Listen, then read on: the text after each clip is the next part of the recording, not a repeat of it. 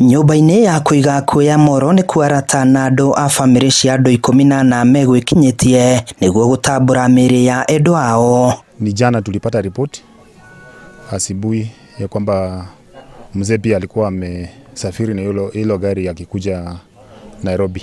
Ni huzuni kwetu kwa sababu baba tumempoteza na ni mtu ambaye amekuwa msaada kwetu. Na nimeshinda mahali hapa kwa hii moja ya Molo tangia jana mpaka leo hii.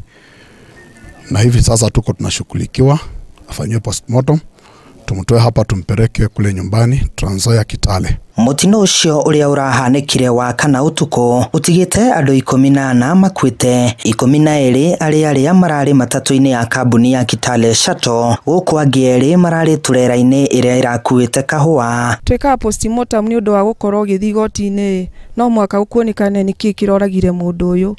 Ĩtangĩkorwo nĩ accident ĩmũragĩte ndungihota gwika ati, lazima ikue nini uweze kujulikana ni nini hasa imeweza kumua. Nĩ mĩhang'o ĩkũihũrĩtwo nĩ kĩeha na kĩgirĩko, andũ a bamĩrĩ magĩtambũra mĩĩrĩ ya endwa ao. Nĩ twa confirm mĩĩrĩ nĩyo, nĩ twamona marĩ erĩ. Tukapata mzee ako mahali pale, lakini mzee alipata ajali ile mbaya sana kwa sababu mwili wote hakuna, imepatikana tu parts ya kichwa peke yake ndio ifanye tukamrecognize.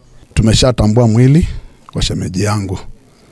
Sasa anatengenezwa alafu tumpeleke nyumbani. Margaret Kamau kuma mwena wa Mai Mahiũ egwikinyĩtie gwetha gacũcũ na gacũkũrũ gake arĩa maraumaga mwena wa Kitale magĩthiĩ Nairobi, akiuga ikuũ cia erĩ acio nĩ igũtha inene kũrĩ o. Nĩ mamu wao aramenyire mũirĩtu ndanakinya tondũ arahũrire thimũ ĩroywo nĩ mũndũ ũngĩ.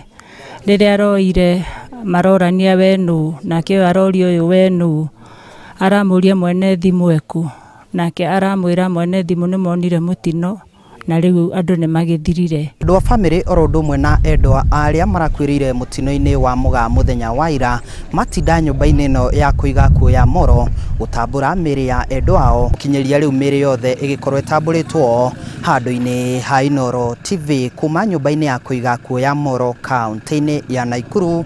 Niĩ njĩtagwo Joel Kimani wa Njũgũna.